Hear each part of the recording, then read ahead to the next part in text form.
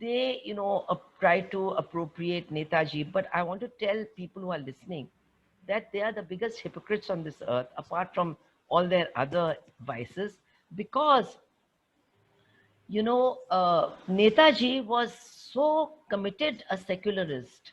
He was a militant secularist. And if there was anything he hated, it was communalism.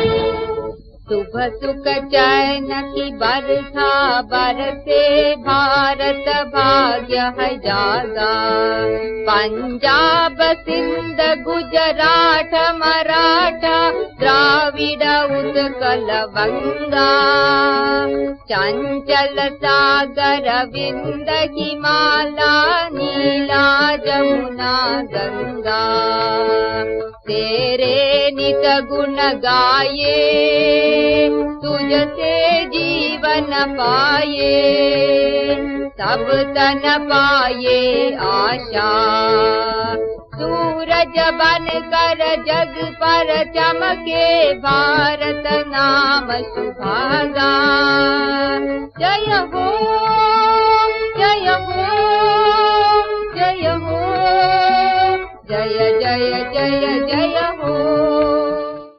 Netaji went to Germany first to try and organize the prisoners of war there into an army of liberation. But he didn't succeed because Hitler was ready to invade the Soviet Union. And so he was not very interested in what was going to happen in Asia and India. And Netaji's plans to do something from the Western theater, actually, nothing came of that. Meanwhile, something had happened uh, in East Asia, Southeast Asia, which was very important, and that was that in 1940, Singapore surrendered to the Japanese. And you know that Singapore was one of the biggest bases of the British Empire, which they thought would never be could never surrender, but it did. And there was a very large contingent of the British Indian Army in Singapore, and with many Indian officers and many Indian soldiers. And when they surrendered, the British officers, in fact, handed them over to the Japanese, saying, well, now you are relieved of your oath of allegiance, and now we are handing you over to the Japanese, and they can do as they please with you. And they pushed off, that is, the English officers. So the Japanese officers, one of them, Fujiwara, he talked to the Indian soldiers and the officers, especially the officers, and he said, well, of course, you are our prisoners of war, but you are fellow Asians, and we are very interested in helping you to form an army of liberation. And if you agree, then we will help you. So what happened was that there was a lot of discussion. A lot of people think that, of course, they all agreed because, they would not be POWs then, but that's not true. Many of them were third and fourth generation uh, officers who had served the British for 3 and 4 generations, and they took their oath of loyalty very seriously. It was not easy for them to change sides, so to speak. And my father was one of the officers. And my father was a Punjabi, and most of the officers were Punjabis. They were Punjabi Muslims. And my father had very good relations with them, and he was a very he could convince people, of an argument. And he had been in as a youngster. He had joined Bhagat Singh's organization when he was about 12 years old, when he was a student in Lahore. And I think he also acted as a courier for them for a while. And then his father talked to him and said, that my grandfather, that, why don't you study and finish your studies, and after that you can do what you want, and so on and so forth. And then he went to military college, because somewhere at the back of his mind he felt that without some uh, help help from the armed forces, India could not defeat the British. And so, anyway, he joined the army and he was posted in Singapore.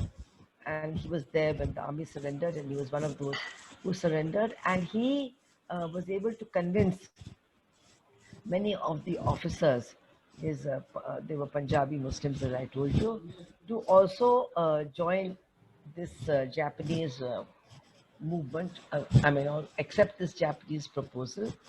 And one of the people who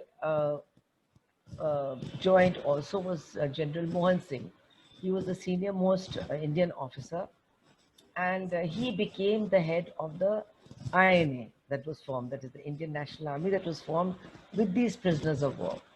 Now, meanwhile, my mother, who was actually Lakshmi Swaminathan at that time, she had passed her medical college in Chennai, and she was one of the first women doctors, and she was also extremely fired with all sorts of desires to fight the British.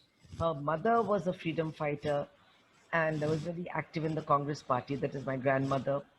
And you may have heard of Suhasini Mukhopadhyay. She was Sarojini Naidu's sister, and she was the first woman to join the Communist Party. She joined in Germany, actually. And I'm sorry, Suhasini Chattopadhyay, not Mukhopadhyay, Chattopadhyay. And she actually was underground for a while. The British wanted to arrest her, and she stayed in my grandmother's house in Madras while she was underground. And so she and my mother shared a room, and so she would tell her all about the Russian Revolution, and my mother was very inspired by all of this. And she also taught her to sing the International. She had a wonderful voice. So anyway, this was her kind of her whole feeling was that while she was very keen to fight for freedom, but she was not inspired by the Congress methods and the Gandhian method. Anyway, she did her medicine, and after she finished her medicine, the war had started, the World War, and the British were recruiting all doctors to either serve in their hospitals and look after the troops who were getting injured, or sending them to foreign places where their troops were, fighting. And my mother certainly didn't want to work for them, so she took the opportunity to come to Singapore. Her cousin and his wife, they were already staying in Singapore with their two young children. And so my mother came to Singapore, and along with a colleague of hers who had been in medical college also, Dr. Abraham, she started a clinic. And she had a very huge practice because she, from that time, from the first day that she worked as a doctor, she always felt that the role of a doctor was to serve, not to earn money. It was to treat anybody who needed treatment. And so the Singapore and Malaysia had a very huge Indian population of plantation workers, lower middle class employees, and other workers. And she became naturally very popular among them. They were mostly from South India anyway. So she had a very big practice, and she was quite busy with that.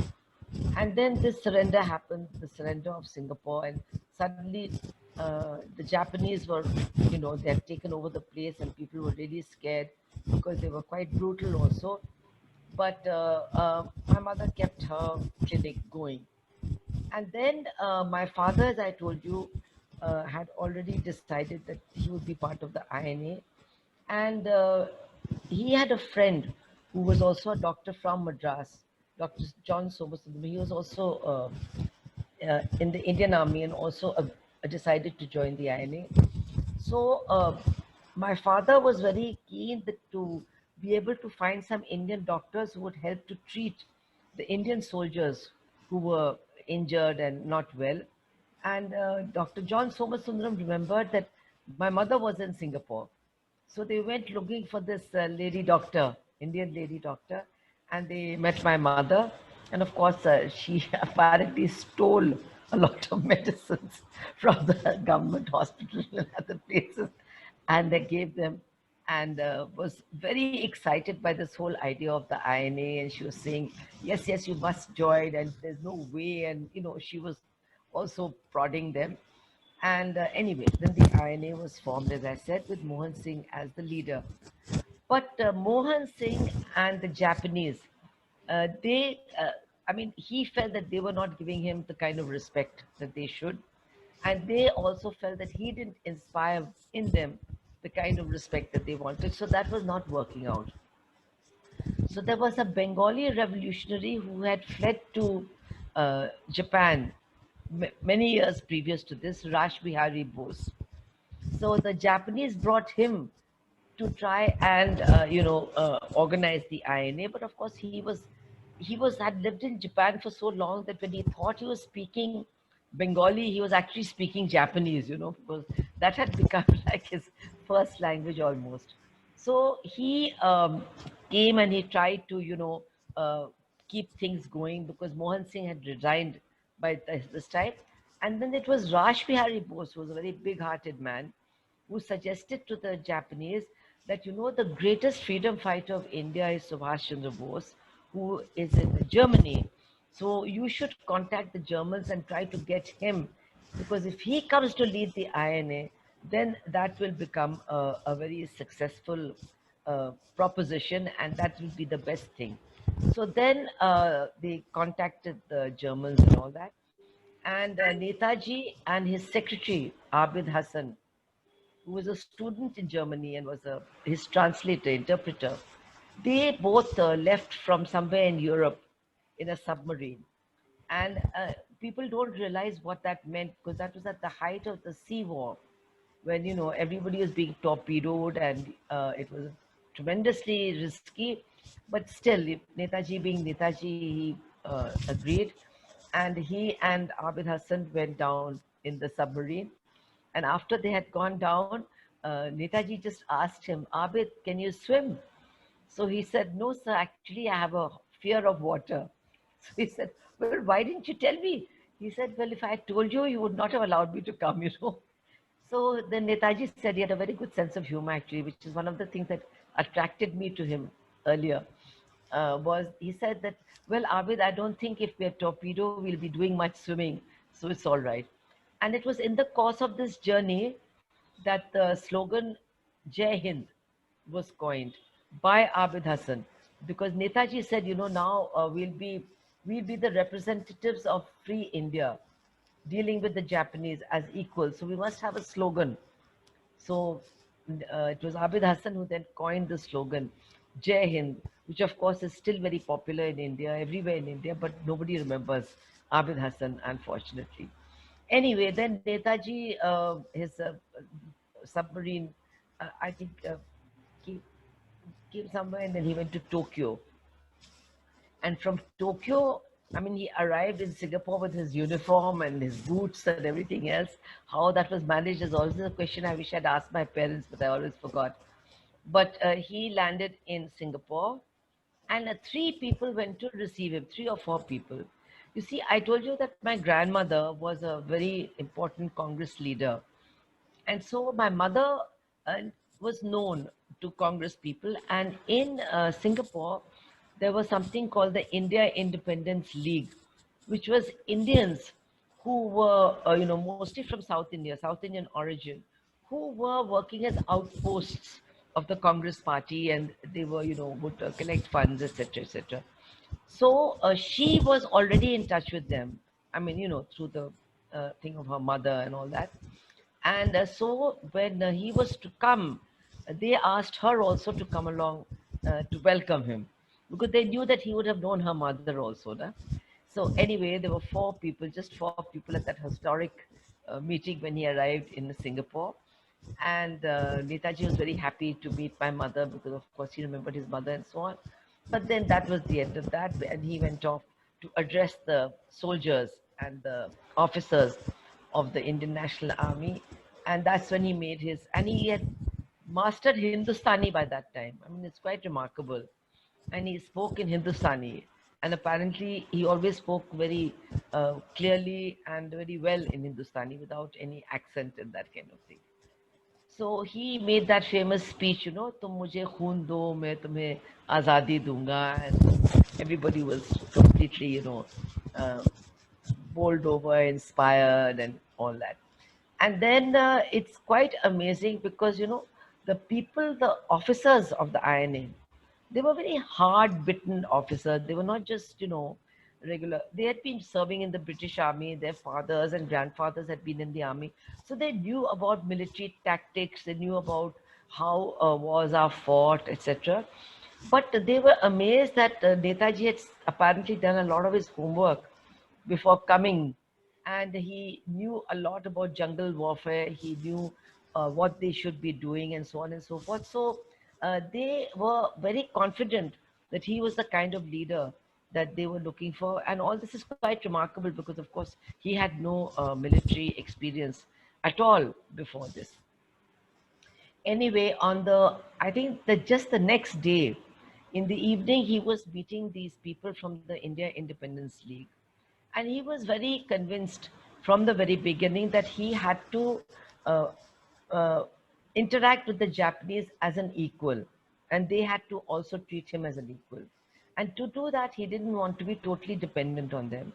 So when he met with the India Independence League leaders, he said, there are two things that we have to do. One is, I want to recruit Indians, I mean, people of Indian origin here, and make them part of this army also. And I want to collect money from the Indians of Southeast Asia so that we can also,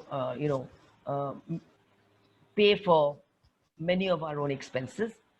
And then, so they said, yes, that we can, sort of definitely organize. And then he said, and I'm also determined to raise a women's regiment. So then they said, no, nothing like that is possible. How can that be? Where will we find the women? Whenever something is talked about that concerns women, the obvious reply always is, where will we find the women? And it's as if the people who are saying that have not had mothers or, sisters or wives. There's always a lack of women, because of the attitude that most men have towards women. They can't think of them as fighters or as part of an army. So where will you find the women? So he said, no, you don't know Indian women. You don't know the strength of Indian women, because I know that they will be fighting not only for the freedom of India, but for their own freedom. And so they will just not compromise, and they will never look back. So I'm determined, and I'm going ahead with this. I just want one woman. I just want one woman who can organize this uh, regiment for me, and then you see. So they said, but, and then he said, you remember that lady doctor that came with you, who came with you? So you please call her. So at night, she came, and my mother, being my mother, she's a person who, once she made up her mind, then there was no question of rethinking or asking anybody or discussing with anybody, then it was done. So as soon as Netaji asked her that, are you willing to take on this response? She said, yes, of course I am. And she was so happy because till then she had been feeling very unhappy that, the men were going to be part of this army, and my father and others were going to be part of this army, and there was no role in it for her, and that always made her feel angry and left out of things. So she immediately agreed. And then Netaji said, well, when can you start? So she said, tomorrow, we'll start tomorrow. They said, your clinic? He said, no, I'll just lock it up and we'll start tomorrow. Anyway, so that's what happened, that she started the work. That means she was given an office, and she was given some people who would train the women, and then she and Netaji went and tried to recruit the women. And of course, what he had said was absolutely correct, and they were getting more and more offers from young girls, married women, than they could actually deal with. Because the amazing thing is that the women and the young girls who were coming forward had never been to India. Their parents had never been to India either.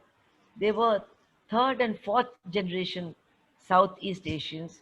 Their ancestors had come at indentured labor, or as, coolies, as they were called, plantation workers, or as, petty shopkeepers, or just middle class clerks, and of course some of them had prospered, some of them have done well, and they were just overwhelmed. My mother and Netaji went to Burma, where there was also a very big Indian origin population, and they were, many of them were not only South Indians, but they were from UP and from Punjab also. And in Kuala Lumpur and Malaysia, Penang and Singapore, I mean, the response was overwhelming, and they had to turn young girls away, who were minors, and they said that, you have to get your parents' permission before you can be recruited.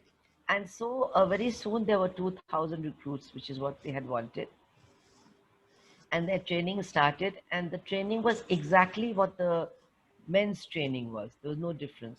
They had to carry the same kind of rifles, the same kind of loads, the same kind of equipment. They had to run with the same kind of backpacks, and they had to do all the things that the men were trained to do, as well as also they got training in nursing, first aid. That also they had to do. And it was I mean, there's now some books have been written about the Rani of Jhansi regiment. I think there are two books, uh, and one can get an idea, because luckily those books were written while many of those who were part of the regiment were still alive. So they are based on interviews, and my mother was also alive. So there's a lot of lot of what she has said. But apart from what she has said, they interviewed Janaki Tevar, who was her second in command, very young woman at that time, who stayed on in Malaysia and actually became a minister there for many years. And Janaki Tevar has also given very long interviews, and many of these Ranis, and it's very sad, because it's like uh, all of them felt that once the war was over, once they surrendered, then they were just not treated as freedom fighters or warriors. They just became women, and they were just asked to do assume the roles that were supposed to be women's roles: wife, mother, housekeeper, etc. Some of them, of course, were doctors and teachers like that, but otherwise most of them just didn't have careers once their career in the Rani of Jhansi regiment ended. So anyway, after the training was over, they were sent to the front also. My mother was not sent to the front, but many of the, as they were called, Ranis, were sent to the front. But as you know, the tide of the war had already changed, and the Allies were, heading towards victory. And then, of course, the tragic bombing of Hiroshima and Nagasaki happened, and the Japanese also surrendered. And once the Japanese surrendered, then the Indian National Army also had to surrender. But the Japanese were well equipped. The Japanese had a nation and a government behind them. The INA had nothing, and they were, of course, hated by the British army that was now victorious, hated because they had done the unthinkable, which was to revolt against the British army. And the British army and the British Empire had always depended on their loyalty and always felt that they were going to be loyal forever. So this was the greatest betrayal. And in India, nobody knew anything about them. It was not even known that there was such a thing as the INA. So altogether, they really suffered in the retreat. They just suffered inhuman conditions when they were, leaving Burma, leaving the front, trying to get back to Singapore. They were being arrested, they were being killed, they were being bombed from the skies. And of course, the Ranis did a lot of, medical work at that time. This was a very ghastly situation. And my mother also then had to become part of this. Netaji had to leave that front, and then you know that he got onto that plane, and my parents and everybody else in the INA believes that he died in that air crash. But they didn't even know about it. I mean, that's because there was no communication like there is now. And nobody knew what was happening to anybody else. So my mother was arrested and made a prisoner of war by the British, and my father was arrested also by the British Army and brought to India and kept in the Red Fort. And then you probably know there was a trial, very famous trial of my father, that is Sehgal, Dhillon, and Shahnawaz, which had a huge impact on the Indian people. And my mother then became this great kind of iconic figure.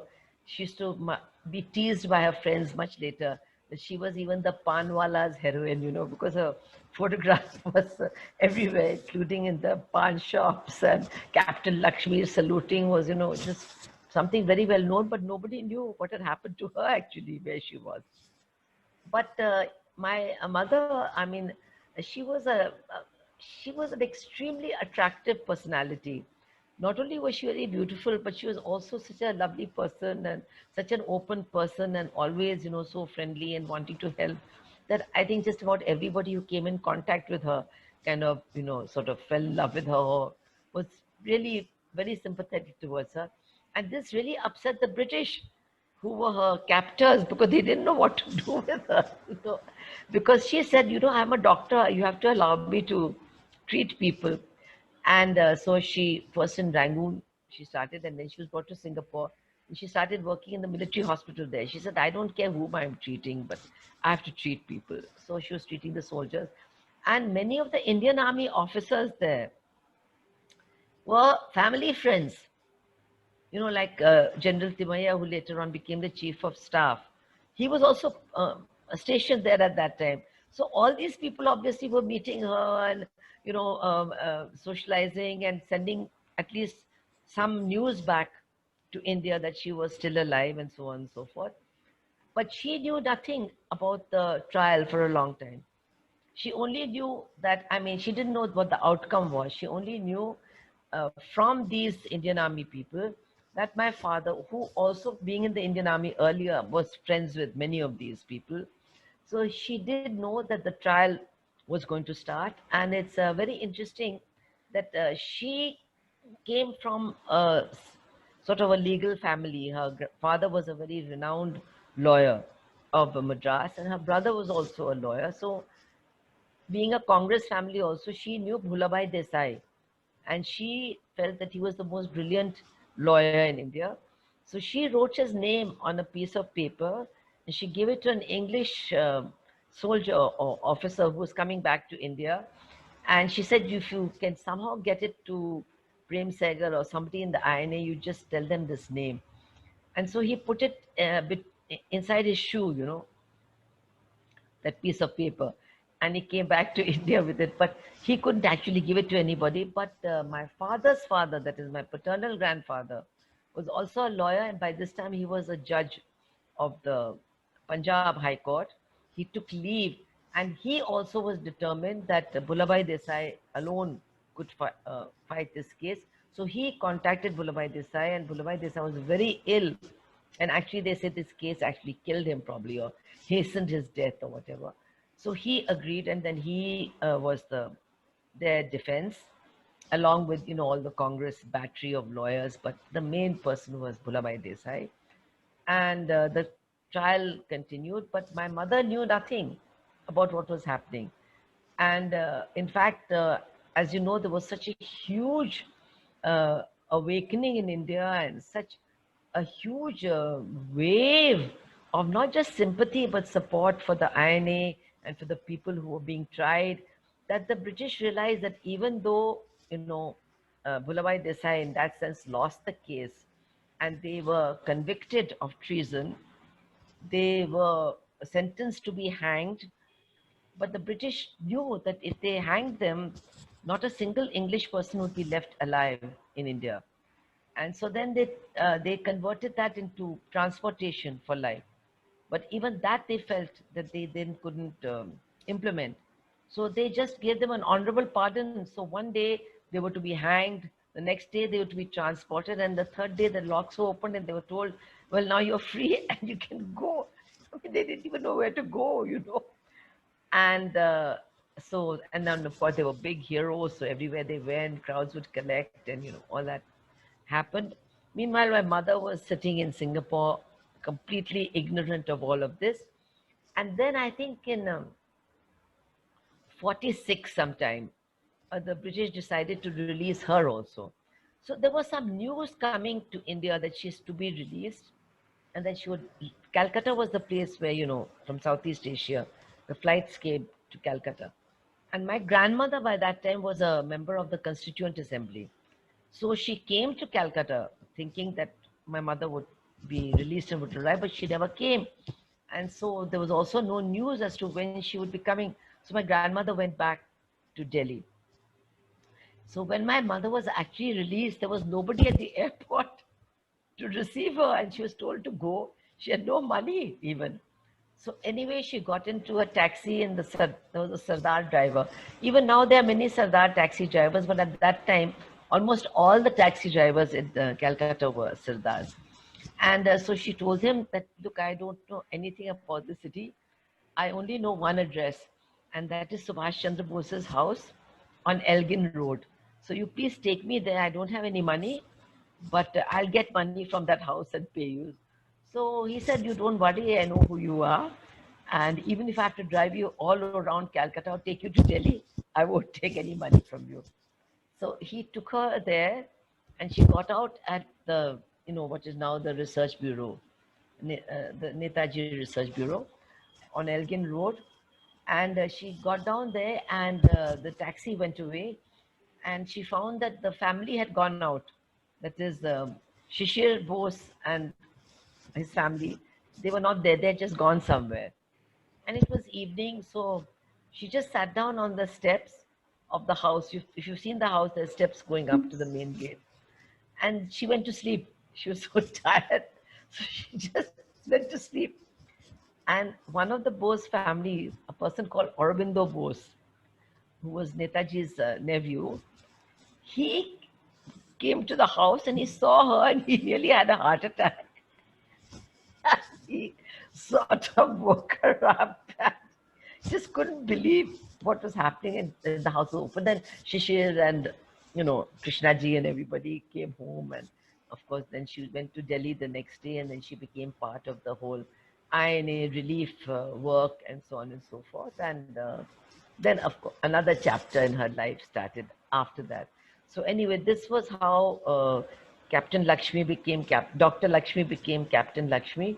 And then after that, how she became Comrade Lakshmi is another story. Did you meet INA soldiers as a child? All the time. They were always coming home and always staying at our place. And I'll tell you a very funny thing that happened. Because they were more than family. They were so close to each other that they were more than family. Of course, unfortunately, after partition, many of my father's colleagues went to Pakistan, and not because they wanted to go, but because there was no way that the Indian Army was taking them back. By that time, unfortunately, Nehru was under the influence of Lord Mountbatten, who convinced him not to take the Indian INA people back into the Indian Army because they were rebellious, and the army had to be a disciplined force. So they had no future here. So many of the Muslim generals and colonels and officers went to Pakistan. But the relationship continued, and even today, my sister and I still have very close relationships with the people there, children of INA people, grandchildren of INA people, and also here. General Shanawaz, of course, we remained in touch with, and so many others. I mean, one of the person who was the music and band master, he was one Captain Ram Singh, and actually he is the one who composed the national anthem. No, they had different words, but the tune is more or less the same. And my mother and others helped him to get into the UP police, so he became a very renowned bandmaster of the UP police, and he would always be there in front, leading the band. And he was interviewed and given a lot of respect and so on and so forth. So yes, we remained in touch. And when my parents got married, it was just before partition, and they got married in Lahore. And after the wedding, they were coming to Delhi. where, as I told you, my grandmother was a member of the Constituent Assembly. So she had organized a very big reception, and Jawaharlal Nehru and Sardar Patel and anybody who was going to, of course, be there at the reception and all of that. And these two were coming on the train from Lahore. And in Ambala, many of their INA colleagues were in Ambala, in the military camp there. And they came to the railway station and they physically took them off the train. And they said, no, nothing doing. You have to celebrate here with us first. So they missed their own reception. And I think my grandmother never forgave them till she died, you know. It was just the most awful thing that could have happened to her. She was faced with this huge reception with all these people asking her where the bride and the groom were, you know. So, but for them, the INA colleagues always came first, you know. And even in Kanpur and in other places, they continue to have an INA association. There was some in Kanpur also, and they would always be coming and going. And, you know, of course, my mother would treat their families and so on and so forth. So, till about 10 years ago, there was quite an active INA association, but then many of them passed away also. So, but they were all in touch with each other. And my parents were given a very significant kind of an honor by the Home Ministry of India, because, you know, the people who had been arrested who were INA personnel, they had no certificates of any kind to entitle them to pensions, you know. So whoever's application one of my parents signed, it would be accepted. So they were able to get hundreds and hundreds of INA personnel pensions, which of course meant a lot to them because of the conditions in which they were when they came back to India. They were just completely penniless, homeless, and helpless. It was terrible. Not many communists were happy with Netaji for joining hands with Hitler. And this continues even to, he was also called Tojo's dog, and this continues till date to some extent. So, what made Captain Lakshmi Sehgal join the Communist Party? You see, I think that while it is true that at that time, a lot of people obviously were completely, you know, horrified by Netaji being willing to go along with the Axis powers, whether it was, though he was not a supporter, and everybody knows that because he even told Hitler that what he was doing with the Jews was completely wrong. He also told Hitler that no army has come out of Soviet Union or Russia, you know, you can't win. But anyway, he had very strong feelings that in a situation like he found himself, he felt this was a very vulnerable moment for the British Empire and he should take advantage of it. So that was his logic anyway. Uh, and as I told you that my mother earlier had been very pro-communist, but because of the kind of abuse to which she was subjected and all that, by even though I must tell you that what people forget is that they may have had this approach towards Netaji, but in the movement to free the INA prisoners of war, the communists were in the forefront, whether it was in Calcutta during the strikes or whether it was anywhere else in the country. And several of them died in police firing also, demanding the release of the INA prisoners. So this is something that people always try to, you know, forget. Anyway, as you said, there was this feeling, and that made my parents quite bitter when they came back. They were also very unhappy with the Congress leadership. They felt that they had also, uh, while they had paid lip service to helping the INA and all that, they had not done anything to rehabilitate the soldiers. They refused to take them back in the army. So they basically settled down to their professional lives, and my mother settled down to being a doctor in Kanpur. And that was the time when there were huge numbers of refugees coming from Punjab. So she had her clinic in the refugee camp, and she treated many of those families that were completely pauperized, you know. And also because of partition taking place and the anti-Muslim feeling that was so strong, Kanpur has a very big Muslim population. but doctors would not go into the Muslim areas to treat them.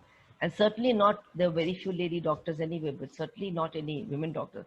But my mother was a fearless person, so she would go.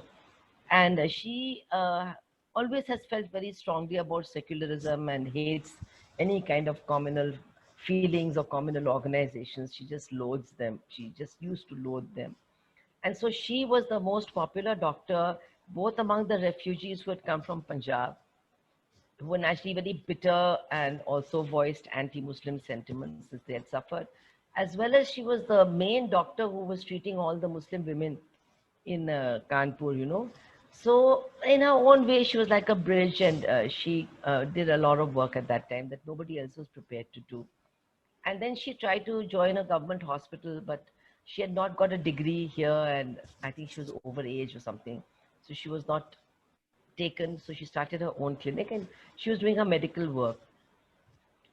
And at that time, in 1969, I came back from studying in America, and I came back having decided to join a communist party. I didn't know which one. And I had actually never met a communist in India in my life. But my father was the manager of a textile mill. So he knew all the trade union leaders and all that. So it was very funny. He invited them over to tea to meet me. And I sort of had my first experience at that time. But I was very fortunate that at that time, the district committee secretary of Kanpur of the CPIM, he was absolutely a remarkable and wonderful man called Comrade Ram Asre. And I've not met many like him, maybe none anyway. So he was from a very poor background. His father was a postman, and he was a whole time of the party. He's extremely well read, and he used to write very well, he used to speak very well, and he had a wonderful personality. He was a very open person, very broad minded, you know, he was just quite amazing. So I actually then started working with him in the trade union, and he used to come home to talk to my parents also because he was naturally interested. And that way, my father, even though he was in the management, but he had a different relationship with the union leaders because of his background as a freedom fighter. And at that time, this was 69, Comrade EMS Nambudripad came to Kanpur because he was reorganizing the CPIM. The party had split and they had come out, many had come out of jail. So he was going around, he was the secretary. And so Comrade Ramasri asked my parents if EMS could stay in our house, you know, so they were delighted. And because EMS, apart from being a communist, had been a great freedom fighter also. He was from Kerala, my mother's from Kerala, and so on and so forth. And my parents always had a tremendous regard and respect for people who had been part of the freedom movement. So he stayed in our house for about 3 days, and they had lots of conversations. And they also met Comrade Ramasre very often because he used to come and go. So that way, you know, there was some, and EMS, you know, I don't know, you, your generation didn't know him. He was an amazing person, and he had such a very broad approach to things. So anyway, that was a wonderful time. And that was when I decided to join the CPIM. This was in 69.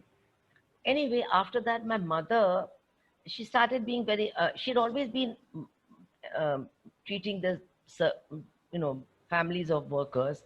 But now she started treating more and more union leaders, families, you know, people who belong to our union. So she used to come to some meetings and all that also, but not much. Then in 1971, when Comrade Jyoti Basu was the chief minister of Bengal, the Bangladesh problem, you know, the liberation movement started. And as you know, lakhs and lakhs of people from there came to the border as refugees. And Comrade Jyoti Basu made an appeal to doctors and nurses and others to come and work in medical camps on the border to treat all these lakhs of people who had come. So my mother was one of them who volunteered. And there's something in Bengal called the People's Relief Committee. I don't know whether you know about it.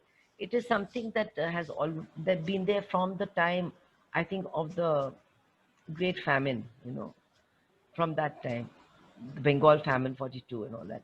It's got many communists working in it, and it's been always a pro-left organization. So the PRC was very active in organizing these camps, And they had thousands of volunteers who also from SFI and DYFI and from the women's movement, etc. So my mother was very impressed by their dedication and their hard work, and she also was running this camp there. And so, she started feeling that this was an organization worth joining after the INA and after this long gap. But she was not prepared to join till she had straightened certain things out. So after Bangladesh was liberated, she went to meet Comrade Jyoti Basu. And she said to him, I want to join your party, but uh, I feel that you have to make a public uh, declaration of the fact that you do not consider Netaji to be anything but a patriot. Whatever he did, you may not agree with, but he did it out of patriotic feelings. He was not a quisling and he was not in any way a traitor. You have to state this publicly. And he thought about it and he said, yes, you're absolutely right. There can be no question about his patriotic feelings. So he was also a very big man, Comrade Jyoti Basu, and he actually made a public statement that we have talked badly about him, but his patriotism cannot ever be questioned. And there's no way that we can think of him as anything but a great patriot. And then after that, in 71 or 72, my mother joined the party. That's when she became, and then she was very active in Kanpur in a limited way, but she used to go for many meetings and she would go for election campaigns because, of course, she was a very well-known figure. And then when the IDWA was started, the All India Democratic Women's Association, then she was one of the people who participated in the discussions before the IDWA was set up. And so she was one of the founding members in 1981. And she was a vice president in the first committee. And she was very, very much involved with IDWA and traveling and organizing, because she was a very strong, feminist at heart. She was very convinced that, of course, economic independence, of course, political independence, but without social change, that is, without the caste system being smashed and without patriarchy being smashed, she felt that there's no such thing as freedom in our country. And she remained very, very convinced of these things till her last moment. And these were battles that she was fighting till the end. Do you think the negligence that INA and Netaji were subjected to towards the beginning by the Congress government has somehow enabled the present government to appropriate his legacy? You see, this government will, the people who are in this government will try to appropriate anything, but irrespective of whether it's mistreated someone or not. After all, they try to appropriate Bhagat Singh, a man who wrote a book, Why I Am an Atheist. So they said, because they don't have any role, they didn't have any role in the freedom movement. They were away from it. They deliberately kept away from it. They deliberately told people to stay away from it. They didn't allow people who were close to them to participate in Quit India movement or the non-cooperation before that. So therefore now they feel that to somehow get that halo of being, nationalists and anti-imperialists, they, try to appropriate Netaji. But I want to tell people who are listening that they are the biggest hypocrites on this earth, apart from all their other vices, because, Netaji was so committed a secularist. He was a militant secularist. And if there was anything he hated, it was communalism. As Congress president, he had changed the constitution to say no congressman can be a member of either the Muslim League or the Hindu Mahasabha. If he joins either of these organizations, he'll be expelled from the Congress. And I think that's maybe one of the reasons that they didn't want him as secretary anymore. President anymore. And also, he used to give speeches in Calcutta that if Hindu Mahasabha people come to speak, you break their stage. Don't allow them to speak, And they used to call him a Hindu jihadi. Savarkar has called Netaji a Sanatani jihadi, a Hindu jihadi, And if you see his whole way in which he organized the INA, the slogans of the INA, Ittihad, Etimad, and all using a lot of Urdu words. The first public appearance he made after he assumed control or leadership of the INA was to visit the grave, the mazar of Bahadur Shah Zafar, and he placed a chadar there, and he took a vow that if I ever come back to free India, the first thing I'll do is bring your remains back and give them a burial that they deserve in the Red Fort. And these are all things that are known about him. So for them to appropriate him, it's a very, very half-hearted appropriation. It's only his aura that they want. And to prove my point, I want to tell you, the Rajya Sabha TV, before they came to power, had made a series, a television series on the INA trial. And it was combined into a film that was released called Rag Desh. It was a brilliant film. And that show of that film was held, I think, 2 days before, they took office, just at the end of the Congress, regime. And I, along with many others, I was invited to that show. And not a single BJP MP was there, not even one. From all across the political spectrum, people came and they were so enthused and inspired. But not a single one from the BJP came. And once they took over after 2 days, that whole project was shelved. I mean a whole series on the INA trial, which must have cost a couple of crores, has not been shown. It has not been released. It has not been aired, because it shows Netaji in the way he should be shown. It shows the extremely important role that Muslim officers played in the whole organization of the INA, in the trial, the fact that Shahnawaz was one of the 3 who were put on trial. All these things are there, and they don't want this to be known by people in India. They don't want people in India to know that Muslims were as patriotic as anybody else. They don't want people in India to know what was Netaji's approach to the whole problem of communal harmony and bringing people together. So that whole series has been shelved, and no voice has been raised or responded to as to why has it been shelved. So this is what they are.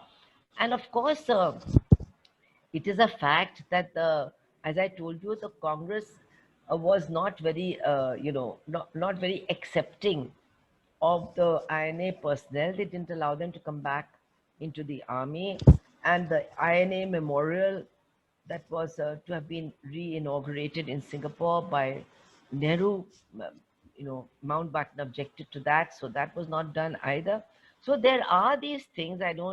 Nobody's not, but that's not the reason that the BJP is trying to appropriate. They're trying to appropriate someone who can, according to their way of thinking, counter the stature of Nehru, and who has the mantle of the freedom struggle, which they do not have. That's the main thing. They try to do that with... Yes, ma'am, please continue. They try to do that with Ambedkar also, when actually they hate everything that Ambedkar stood for. They don't accept the constitution. RSS did not accept the constitution. In 1950, the RSS leaders said they wanted to replace the constitution with Manusmriti. But today they are pretending that they, respect and love Ambedkar and, accept him as a great icon. Do you think it's time women are allowed in combat? I don't think there was never a time that they should not have been allowed. They should have been allowed. I mean, when your own country has produced the first regiment of women fighters for freedom, no other country has done this. There have been irregulars. There have been some, obviously there have been people fighting, like in Vietnam, people taking arms. In Telangana also, women took up arms against Nizam Shahi. There have been guerrillas and all that. But actually the first women's regiment to fight for freedom was the Rani of Jhansi regiment. And in our country, they're saying they're not fit for freedom, to fight, not fit for combat. It's taking so many years. The discussion is still going on. So this is shows how deep-rooted patriarchy is in our country. And I'll come to my last question. It's Yeah. been a long chat. Uh, how different would today's India have been if INA had won the war? You see, these are questions which are for astrologers because, how can we say? Definitely, I think that many people say that partition could have been averted. Maybe because it seems from many things that have been written that Jinnah said that the only congressman that he trusted was Netaji. So I don't know. And maybe the ferment that and victorious army coming in would have created the kind of I can't even imagine the kind of atmosphere that there would have been in the country. In that atmosphere, maybe the whole idea of partition would have been, just pushed to the background, and the United India may have come out of that. But at the same time, I don't feel that everything would have been so rosy because I don't think that even if the INA had won the battle and come in as a victorious army, I don't think that there would have been a socialist state established. And so, therefore, I think that so many inequalities, so many disparities would have also continued. But maybe the foundations of secularism would have been stronger, and that would have been very important for the development of our country. Also, I think that Netaji, as a leader of the country, would not have tolerated caste discrimination at all, because that is something he didn't allow in the INA. There were no separate kitchens, separate barracks, or any of that, which the Indian Army has till today. So, on these issues, maybe, and those would have been very big differences. But how can you say anything? It didn't happen.